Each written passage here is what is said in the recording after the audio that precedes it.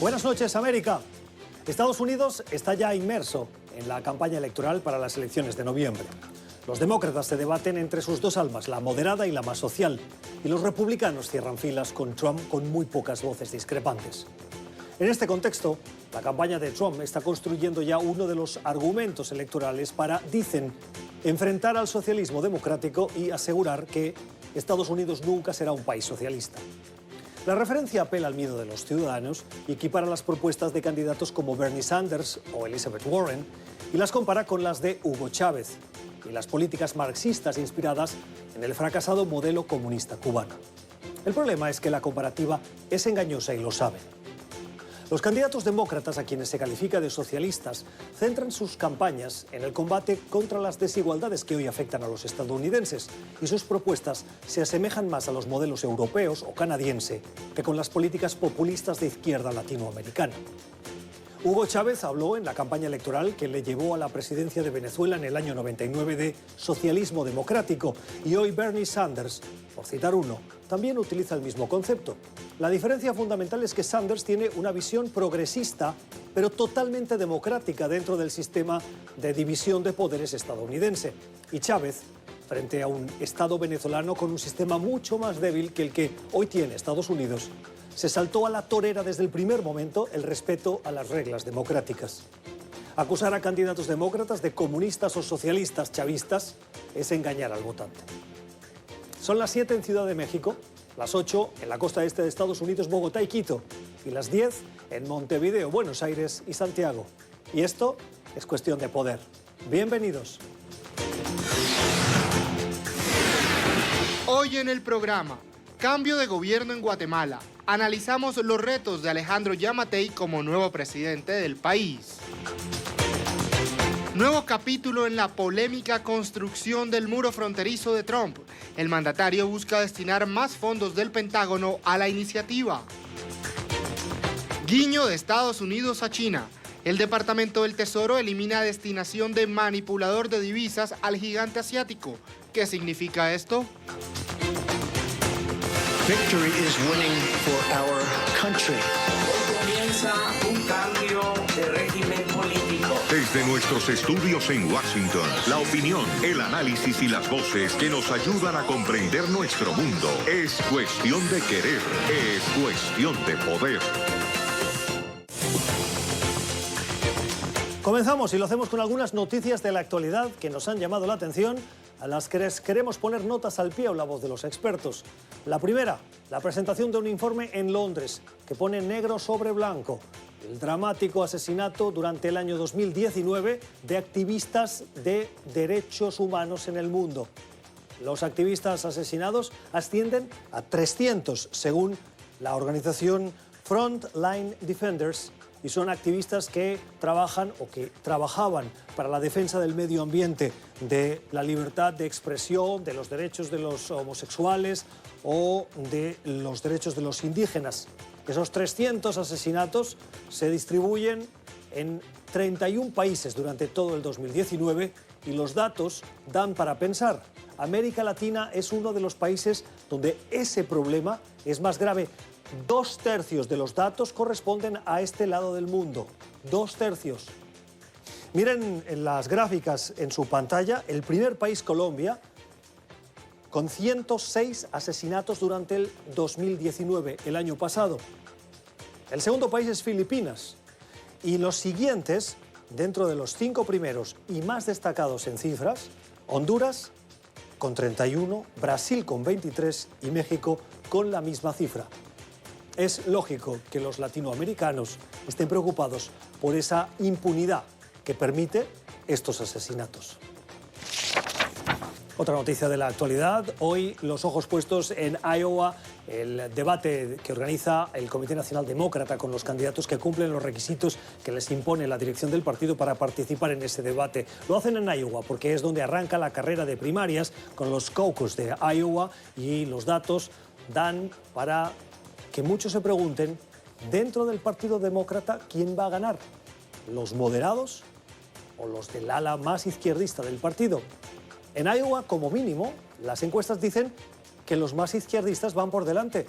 Bernie Sanders lleva la intención de voto del 20%, de acuerdo a una encuesta que ha elaborado Iowa Poll, que tiene un margen de error de 3,7%, seguida de Elizabeth Warren con el 17% de intención de voto, de Pete Buttigieg con el 16%, Joe Biden, sorprendentemente, en la cuarta posición con el 15% y Amy Klobuchar con el 6%.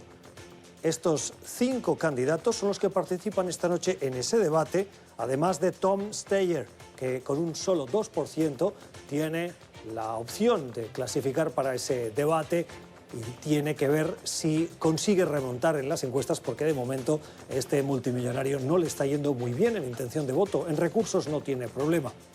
Son los caucus de Iowa, quedan 3 semanas y ahí arrancará esa carrera de primarias. Otra noticia de la actualidad nos lleva a Centroamérica, a Guatemala. Un médico cirujano es el nuevo presidente del país, Alejandro Giammattei. Tomó posesión hoy a las 2 de la tarde, hora local, para convertirse en el nuevo presidente guatemalteco. Lo hará por los próximos 4 años, si nada pasa, claro está. Y lo hace con varios retos sobre la mesa: la seguridad, la situación de la economía del país y la inmigración. Mucho trabajo tiene Giammattei por delante y uno, el que podríamos denominar la patata caliente, es la herencia que le deja Jimmy Morales con esa firma que permite a Estados Unidos enviar solicitantes de asilo a esperar ese proceso de Estados Unidos en territorio guatemalteco. Pero ¿está preparada Guatemala para recibir a esos solicitantes de asilo? Giammattei ha sido muy crítico en el momento en el que se llegó a ese acuerdo por parte de Jimmy Morales con la administración Trump. Y ahora tiene que decidir qué hace. Si lo echa para atrás, con el riesgo de que Donald Trump tenga respuesta, o sigue adelante a pesar de las críticas. Vamos a Guatemala. Saludamos a Pedro Cruz. Señor Cruz es analista político. Gracias por estar con nosotros. Bienvenido a Cuestión de Poder. Precisamente le pregunto por ese acuerdo. ¿Qué va a hacer Alejandro Giammattei?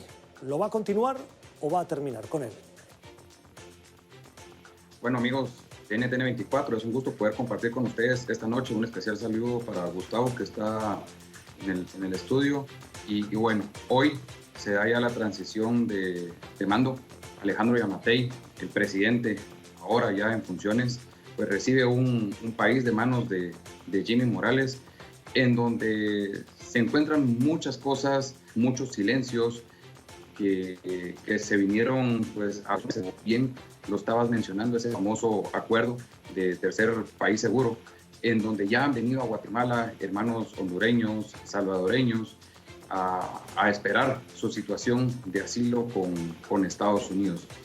Es incierto este acuerdo, no se saben los anexos. Ya pues Alejandro Giammattei tendrá en su poder esa información esta noche y posiblemente dará instrucciones en las próximas horas sobre cómo actuar. Si bien es cierto, para nadie debe ser un secreto que Estados Unidos es uno de los aliados más importantes para Guatemala, también debemos de estar muy claros sobre que estos acuerdos no interrumpan el desarrollo del país y tampoco afecten tanto el desarrollo local como la atención o la posible atención que se le podrían dar a las personas que sean protegidas por este acuerdo. Para hacer frente a estos retos que decíamos antes, Alejandro Giammattei y Guatemala en general ha tenido siempre una gran dependencia, me atrevería a decir, de la ayuda que le pueda llegar desde Washington. Los caracteres de Giammattei y de Donald Trump, dicen los analistas, se parecen muchos.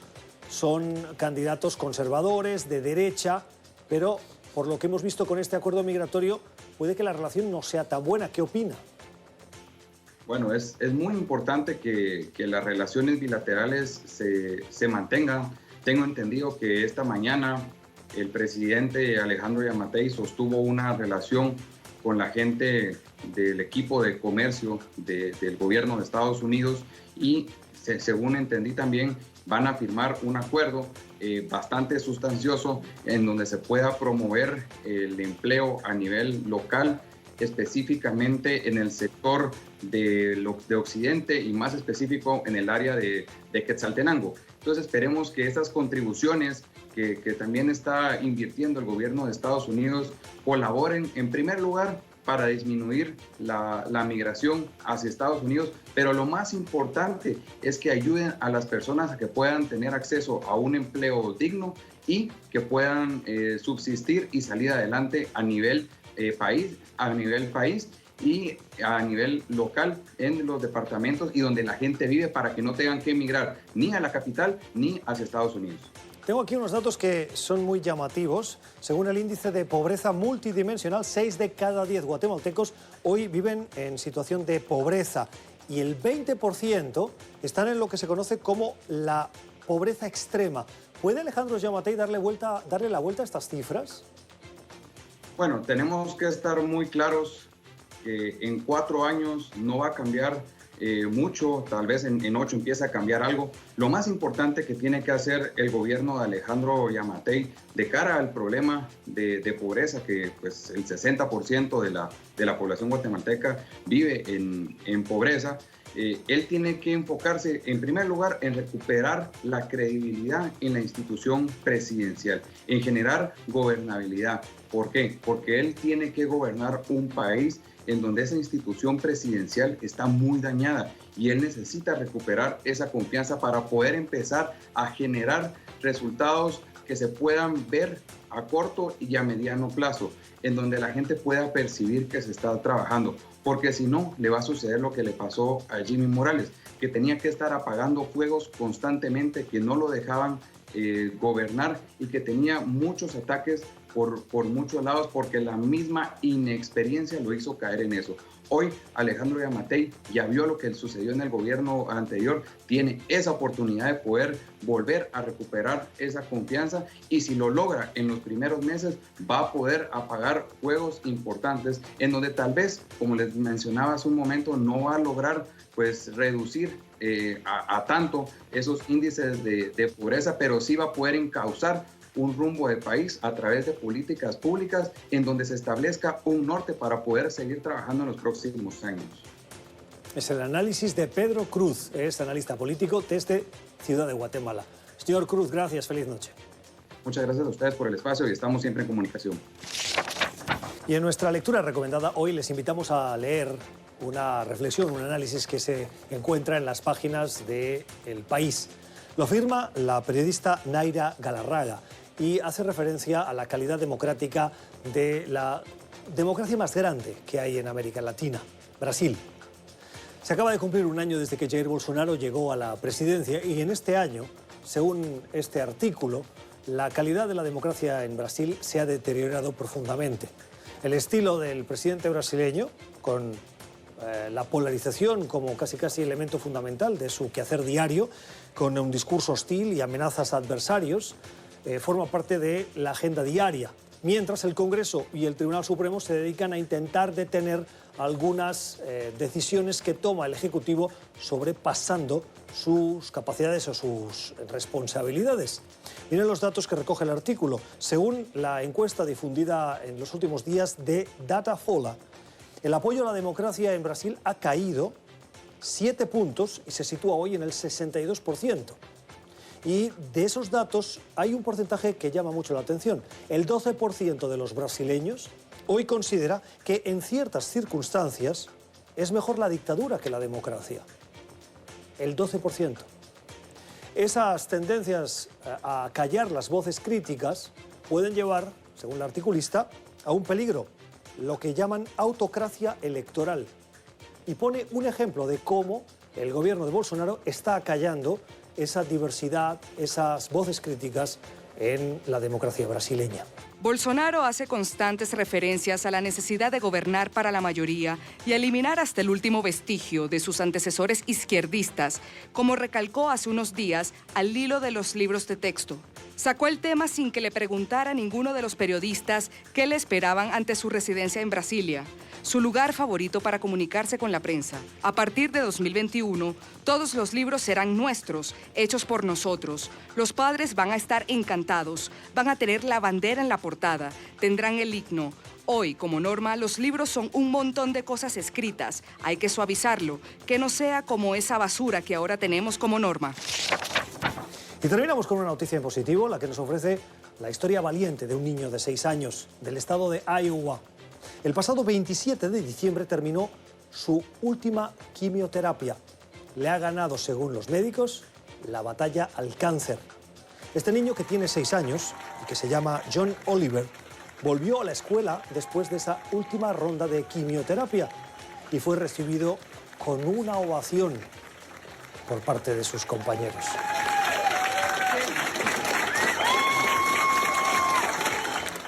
John Oliver, qué inspiración, nuestro deseo de que esa recuperación sea definitiva. Ya regresamos. Tiempo para la entrevista en Cuestión de Poder, para hacer análisis a una noticia que hemos conocido en las últimas horas. Queremos conocer el alcance y si realmente es pura especulación o realmente es algo que va a suceder. El presidente Trump, saben que entre las promesas fundamentales de su campaña electoral estuvo la de voy a construir un muro en la frontera con México y lo pagará México. De momento, la opción final, la de que lo pagará México, ha quedado descartada. Descartada, digo, porque constantemente busca los recursos dentro de los presupuestos de la administración estadounidense. La última noticia es que planea esta administración, esta presidencia, recurrir a 7.200 millones de dólares adicionales más a los que le autorizó el Pentágono, que eran alrededor de unos 2.000 y pico, 3.000, para construir ese muro, y los va a buscar al Departamento de Defensa. José Díaz Briceño es corresponsal del diario Reforma en la capital estadounidense y esta noche nos acompaña. Pepe, ¿cómo estás? Buenas noches. Muchas gracias, Gustavo. ¿Nos lo tenemos que creer o forma parte de un anuncio que es una retórica de esa campaña para decirle a los votantes de Trump, lo estoy intentando, pero los demócratas no me dejan? Hay que creerse las cosas, sin duda, no solo porque es un año electoral y que sirve como un buen discurso político. Como tú lo dices, Trump depende de una base republicana sumamente unida para su reelección, eso no hay ninguna duda, pero sí hay que decir que si bien el presidente Trump no había logrado en su primer año y medio de mandato, sus primeros 2 años, lograr fondos directamente del Departamento de Seguridad Interna autorizados por los demócratas en la Cámara Baja, ahora los está sacando desde hace el año pasado directamente del Departamento de Defensa. Esto le hace mucho más fácil la vida y él ha enfrentado litigios legales sobre específicos montos de algunos de estos fondos que no pueden ser transferidos directamente, pero hay otros específicos como el de ayuda antinarcóticos que sí puede disponer directamente la Casa Blanca. ¿Cuántos de estos 7.200 millones realmente podrá concretar? Eso está por verse porque, como te digo, son distintas bolsas y cada una tiene limitaciones. Sin embargo, si el presidente Trump, si se acumula todo el tipo de aumentos que ha estado buscando, sumarían más de 18.000 millones de dólares, que era lo que originalmente él estaba buscando en su primer mandato, en su primer año de gobierno, pidiéndole directamente a los demócratas y que se lo había negado. En más de 3 años de gobierno de este presidente, casi 3 años, se han construido 101 millas de nuevas barreras, de nueva construcción, es decir, no contamos la actualización de zonas donde ya había algún tipo de volardos. Debo hacer una aclaración aquí. Sí es nueva valla fronteriza en el sentido que es un nuevo modelo que nunca se había presentado, pero es reemplazo. Sí es reemplazo de las vallas. No existen nuevos tramos donde haya nuevas barras fronterizas. Pero sin duda el tipo de construcción que se está levantando aquí es algo que no habíamos visto nunca antes en la frontera con México. El nivel de estructura es mucho más alto, es más difícil de escalar, no es imposible, tiene unos huecos para poder ver atrás, pero sí se está construyendo y esa es la parte clave, me parece que dramática, en lugares donde normalmente no se hubieran reemplazado ese tipo de vallas. ¿Por qué? Porque normalmente este tipo de barreras están en áreas urbanas para dificultar la entrada en zonas muy pobladas. Ahora se reemplazaron vallas en zonas muy poco pobladas y que queda justamente esta valla altísima como un monumento a algo que pues algunos incluso consideran que es el racismo. 101 de 450 millas prometidas en un año, en lo que queda de aquí a las elecciones, para poder decirle a su base, yo sí cumplí. Trump sí va a poder. ¿Vamos a ver un incremento significativo de esta cifra o no necesariamente? No, sin duda. Y el tema es que la valla, y eso no solo lo digo yo, ya ha dejado de representar un aliciente para detener la migración ilegal, que esa es la justificación, y el tráfico de drogas. ¿Qué quiere decir esto que acabas de decir? Ya se ha convertido en un símbolo pues, frente a sus votantes. No necesariamente en un área poco poblada la valla va a ser efectiva. Sabemos que ¿Efectiva o necesaria? O necesaria. Y por eso, a pesar de que no sea necesaria, el presidente insiste en construirla porque es un símbolo para sus votos. Así es, la mayor parte de la cocaína, el fentanilo, la heroína, no pasan por los huecos en medio de los puertos de entrada legales de Estados Unidos. Pasan escondidos en los millones de cruces de autos y autobuses y camiones que pasan por la frontera entre México y Estados Unidos. Y ahí es donde en principio uno pensaría que si quieres un objetivo de pues, aplicación de la ley para detener estas drogas, estaría uno aplicándose con más rayos X, más inspectores, y eso no se está viendo. ¿No estamos viendo un incremento de los sistemas de seguridad y control en los puntos de entrada? A mayor escala no. Se están viendo a nivel de aumento de inflación y algunos ligeros aumentos dependiendo, por ejemplo, en el cruce de Laredo, por el nuevo acuerdo de libre comercio que se prevé se apruebe este año, y eso aumentará el comercio, se prevén algunos mayores inspectores ahí, pero al nivel de estos 7.200 millones que se buscan arrancar al Departamento de la Defensa, no se están viendo de ese mismo nivel en los cruces legales. Uno de los áreas que tú has trabajado mucho es el de la relación comercial. La frontera de Estados Unidos y México es una frontera, no me atrevería a decir la palabra porosa, pero sí muy fluida.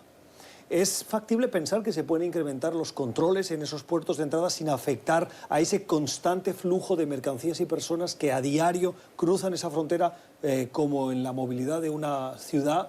El terror que tienen las zonas fronterizas, las ciudades fronterizas, es el alentamiento de esos cruces legales. Eso es realmente la principal amenaza que enfrentan ciudades como Ciudad Juárez, como Nuevo Laredo, como la misma Tijuana. Tijuana ve más de 1 millón de cruces peatonales al año. Esto es gigantesco y realmente te habla de un cruce, un intercambio que es difícil de parar porque del otro lado de la frontera hay comunidades hermanas, hay familiares, hay negocios. Hay, pues, por ejemplo, las plantas automovilísticas que cruzan la frontera una y otra vez con sus autopartes. Se cree que hasta 8 veces cruzan la frontera los autos que son ensamblados entre Canadá, México y Estados Unidos.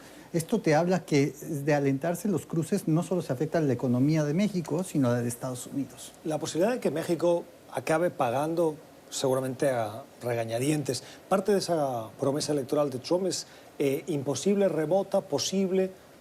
Sí, lo que hemos visto es que México no ha entregado un cheque directamente como Trump presumió que lo haría en su campaña presidencial.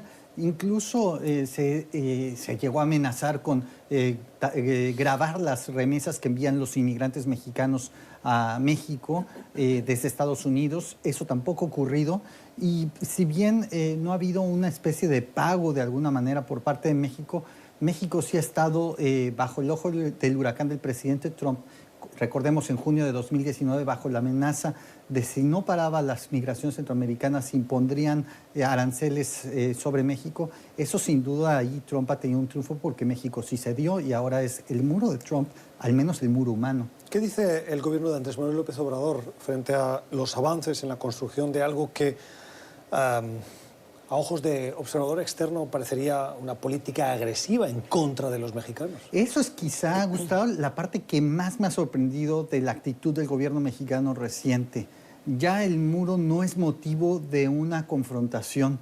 Antes cualquier anuncio de ya sea despliegue de tropas en la frontera o construcción de barreras, vallas fronterizas, que vienen desde la administración de Bill Clinton, es realmente sorprendente porque no ha habido un discurso directamente de decir nos estás alejando. En México ya se asume que este es uno de los caprichos de Trump e incluso creen que confrontarlo le traería más problemas a México. ¿Le tienen miedo? Me parece que falta imaginación, Gustavo, porque el tema es que si bien uno pensaría que el muro es es un símbolo que es inservible en algunos casos. Sí es cierto que en áreas de la frontera, por ejemplo en Arizona, Nuevo México, la colocación de barreras fronterizas es un tema bilateral porque detiene la migración de especies animales de uno y otro lado, desde jaguares, osos, venados, y uno pensaría que la defensa de esos ecosistemas que son transfronterizos debía ser una prioridad del gobierno mexicano, pero eso no está ocurriendo. Y te voy a preguntar por el impacto medioambiental o ecológico que tendría una barrera como esta. Lo mencionabas ahora. ¿Hay otras zonas que se verían afectadas? Totalmente. En este momento ya está a punto de iniciarse la construcción de este reemplazo de barreras fronterizas en una zona que se llama el río San Pedro, cerca de Arizona. Es el único río libre que cruza la frontera de México, Estados Unidos, de sur a norte. Es un páramo precioso y uno pensaría que el gobierno mexicano lo trataría de defender. Las actividades de lucha ambiental están ocurriendo a través de organizaciones civiles del lado estadounidense de la frontera. El análisis de José Díaz Briceño, es periodista mexicano, es corresponsal del diario Reforma en la capital estadounidense. Pepe, gracias por haber estado con nosotros. Sergio. Pueden volver a escuchar esta entrevista en nuestro podcast en Apple y en Spotify, suscribirse y también hacernos llegar sus comentarios a nuestra cuenta de Twitter, Cuestión Poder NTN24. Ya regresamos. Cuenta regresiva en Washington para lo que se espera sea el inicio del fin, se preguntan muchos. La guerra comercial entre Estados Unidos y China va a tener mañana, aquí en la capital estadounidense, un capítulo que puede ser el principio del final de esa guerra comercial. O así lo ha explicado la Casa Blanca, que anuncian la firma de la primera fase de un acuerdo entre las dos naciones que pretende rebajar la tensión por la escalada de aranceles que han impuesto los estadounidenses a los productos chinos y los chinos a los estadounidenses, y así sucesivamente. En Washington se espera una delegación de alto nivel del gobierno chino para rubricar ese inicio de la paz, una primera fase. ¿Qué quiere decir esto? Hemos invitado al economista y exdirector de la Comisión Económica de las Naciones Unidas para América Latina y el Caribe, la CEPAL, el señor Isaac Cohen. Isaac, ¿cómo estás? Muy buenas noches. Encantado, Gustavo. Vamos por partes antes de entrar en la firma de mañana. Previo a esa firma, Estados Unidos ha anunciado que retira a China de una lista. Estados Unidos tiene muchas listas. La lista de terroristas, de naciones que sponsorizan el terrorismo, de sancionados, de la OFAC, etc. Hay una lista que es la de naciones que manipulan su moneda. Y Estados Unidos, previo a esa reunión, ha dicho China ya no manipula el yuan, ya no lo devalúa forzadamente o artificialmente para ser más competitivo, entre comillas, frente a otras economías. ¿Qué quiere decir estar en esa lista? Bueno, estar en esa lista significaba que los países usan la moneda para obtener mejores precios para sus productos en los mercados internacionales, porque se hace más barato pagarle en dólares a una moneda devaluada que pagarle en dólares a una moneda fuerte. Entonces, a China se le había acusado de que durante todas estas 3 décadas de auge exportador que tuvo, lo que hacía era manipular los precios de sus productos devaluando su moneda. Pero eso terminó, porque China, y terminó hace algunos años, porque China ha dejado está tratando de convertir a su economía en una economía que exporta menos y que se vuelca más hacia el mercado interno. Y para eso no necesita devaluar su moneda, al contrario. Si devalúa su moneda, lo que genera es una tremenda desconfianza en la economía interna y puede generar fuga de capitales, inflación y todos estos problemas. Entonces, yo diría que esto es como tratar de cosechar frutos que se pueden alcanzar, ¿no es cierto? Porque esto ya se había acordado. Muchos de los aspectos del arreglo que se va a hacer mañana son cosas de que son lo que se llama frutos que se pueden alcanzar muy fácilmente. Pero aquí entonces los televidentes que dicen que el presidente Trump tiene razón, que había que darle duro a China, que había que ponerle freno a esa actitud hostil que se aprovechaba del sistema internacional. En el fondo, ¿era artificial lo que estaba diciendo el presidente? Porque administraciones anteriores también veían ese abuso, pero no se atrevieron a plantarle cara al gobierno chino. No, efectivamente, yo creo que el presidente Trump lo que hizo en algún momento fue decir, miren, aquí va a parar esto, yo le voy a subir aranceles a los productos chinos porque están subvaluados y entonces así vamos a empezar a hablar. Es verdad, pero al mismo tiempo hay que decir de que China tampoco ha cambiado mucho su conducta como resultado de la confrontación con Estados Unidos. ¿No hay ningún cambio importante que destacaría? Pues importante es muy difícil de decir. Lo que ha hecho China es decir, bueno, mire, le vamos a comprar más productos agrícolas a Estados Unidos, pero Estados Unidos exportaba ya 28.000 millones de dólares a China. Y con la confrontación, esas exportaciones cayeron a 7.000 millones de dólares. ¿Qué hizo China? Se fue a Argentina, se fue a Brasil a conseguir la soya que le compraba a Estados Unidos, y de esa manera quienes salieron perjudicados fueron los agricultores en este país. Y eso es lo que tiene enfadados a muchos de los agricultores en el medio oeste de Estados Unidos, que son votantes de Trump, pero que ven cómo esa política de confrontación con China les perjudica. Efectivamente, son los estados que le dieron la victoria en el colegio electoral al presidente. Por eso es que se le está acabando el tiempo al presidente. Y el presidente ya tiene una cierta urgencia de llegar a este acuerdo de primera fase, porque no se pudieron conseguir todos los objetivos, entonces se dijo, bueno, es mejor tener algo que no tener nada. Al principio en esta negociación parecía que el presidente Donald Trump tenía la sartén por el mango. Con la cuenta regresiva a esas elecciones y lo que estamos viendo de ese malestar en algunos sectores que antes eran afines al presidente y que ahora podrían tener sus dudas de darle la reelección, ¿es China quien ha tomado la sartén y ahora es el presidente que va a rueda de China? Bueno, China también necesita a Estados Unidos en el sentido de que este mercado tiene que mantenerlo abierto. Porque después de todo nos olvidamos, a pesar de las cifras y de lo que se diga, que este es el mercado más grande del mundo. Pero China puede decir, oiga, yo en noviembre, si no le doy nada a este presidente, puede que venga un demócrata, y con los demócratas yo me he entendido bien. Bueno, eso sí, ganar tiempo puede ser, pero lo que pasa es que quien quiera que suceda al presidente Trump va a ser muy difícil que eche el reloj para atrás. Yo creo que va a tener que continuar con una política firme de confrontación con China.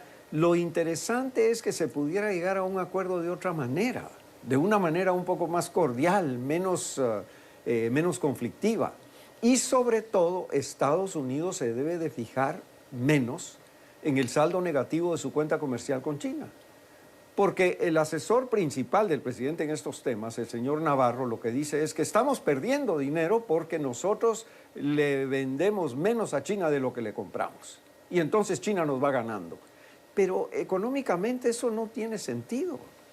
Lo que se le compra a un país de más de lo que se le vende, se le puede vender a otro. Entonces la economía es un globo.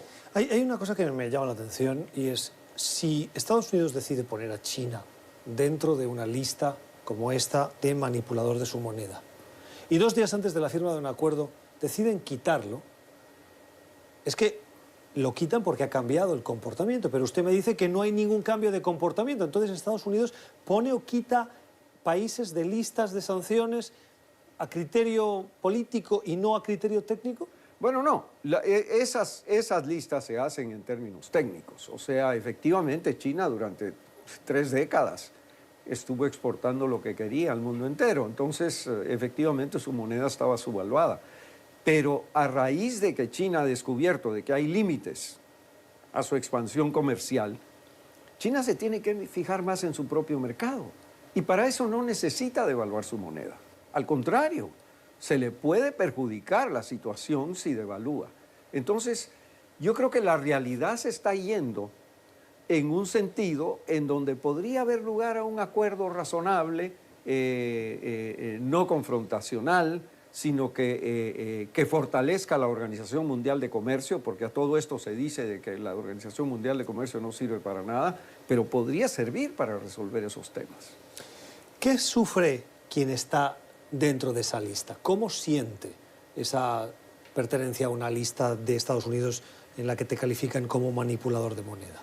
Bueno, en esos términos se puede, por ejemplo, empezar a prohibir la aceptación de la moneda china internacionalmente. ¿Estados Unidos puede decirle al mundo no acepten la moneda china? Bueno, no, pero puede el Fondo Monetario Internacional, por ejemplo, no aceptar la moneda china como moneda de reserva, por ejemplo. Ese es uno de los temas que a China le interesa para... Pero el Fondo Monetario pertenece a los países que forman parte del organismo, no solo a Estados Unidos. Sí, pero Estados Unidos tiene la mayoría, o sea... O sea, que Estados Unidos impone su voluntad en un Fondo Monetario que pertenece a todo el mundo. No necesariamente, trata de conseguir consensos para sus propias políticas, o sea, no es que se haya una imposición Pero yo creo que este tipo de medida puede afectar la reputación internacional de China. El hecho de que no se use la moneda china para ciertas transacciones, eso le perjudica a China, que tiene pretensiones de volverse una potencia universal. ¿Cuáles son las monedas hoy de transacción internacional? El dólar es la primera. Claro, el euro, el yen japonés. La segunda. El yen es el tercero. Efectivamente, y en cuarto lugar vendría la moneda china. Y alguien podría decir, oiga, ¿cómo es que los japoneses tienen esa posición tan privilegiada siendo un país tan pequeño? Ojo, porque es una potencia exportadora, o sea, estamos hablando de la segunda economía, tercera economía exportadora más poderosa del mundo. Y eso es lo que hace que tu moneda sea... Claro, y por ahí ni menciono al franco suizo, que actúa como una moneda de carácter internacional por el centro financiero que Suiza representa, que compite con la moneda china. O sea, no necesariamente las transacciones internacionales se hacen en moneda china. 80-90% de las transacciones internacionales ocurren todavía en dólares. O sea que el euro que está de segunda, pero está muy de segunda. Claro. ¿Es factible pensar que en algún futuro próximo el euro u otra moneda pudieran sobrepasar al dólar como moneda internacional? Bueno, depende de la gravitación de esa economía. Porque la razón por la cual el dólar se usa es porque es la moneda de transacción para muchas transacciones comerciales, financieras, de todo tipo. ¿Por qué? Porque Estados Unidos tiene la posición de ser el mercado más grande del mundo y el centro financiero mundial. ¿Esto nos afecta a los ciudadanos de a pie, corrientes? Claro que nos afecta. ¿Cómo nos afecta cuando una moneda es la primera, por ejemplo, que ahora el euro fuera la moneda de referencia internacional y no el dólar? Bueno, no habría ninguna diferencia. El problema es cuando, por ejemplo, un país subvalúa su moneda. Nos exporta, por ejemplo, productos muy baratos, precisamente porque mantiene su moneda subvaluada.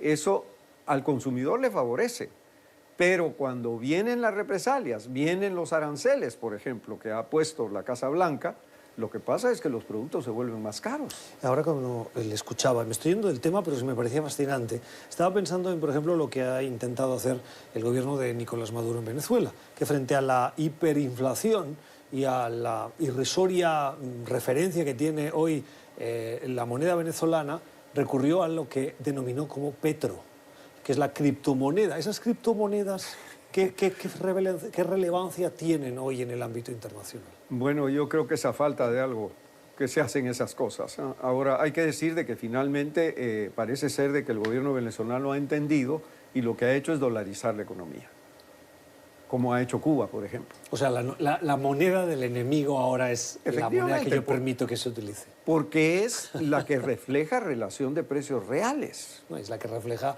la falta de criterio, si me permite, de las políticas del gobierno de Nicolás Maduro, ¿no? Pero eso también. Pero bueno, sí, vayamos a lo económico. No podía dejar de decirlo, profesor Cohen. Entonces, me contaba. No, lo que pasa es que en este caso, dolarizar la economía lo que significa es que vas a tener precios reales en la economía. Y de eso se trata, porque estamos hablando de una economía que tiene inflación de miles de % anual. Entonces eso incomoda a la gente. Se acaban de cumplir 20 años precisamente de la dolarización de la economía ecuatoriana. Veo que ahora Venezuela, por lo que me cuenta, de una manera de facto, no formalmente, no oficial, está abriendo la puerta a esa dolarización. ¿Qué lecciones nos podemos extraer de esa dolarización ecuatoriana para los venezolanos? Bueno, yo diría que el principal beneficio de la dolarización en Ecuador es la estabilidad financiera. Ecuador tiene baja inflación, tiene la inflación que tiene más o menos Estados Unidos, por ahí, y mantiene una estabilidad financiera. Un país que devaluaba su moneda constantemente y caía en problemas de pagos de sus deudas, etc. Claro, pero esos son los datos macroeconómicos, pero los ciudadanos de a pie hoy les cuesta más comprar un cartón de huevos. Bueno, en moneda local, los productos que no son transables internacionalmente, que no necesariamente son para exportación, mantienen su nivel de precios razonables.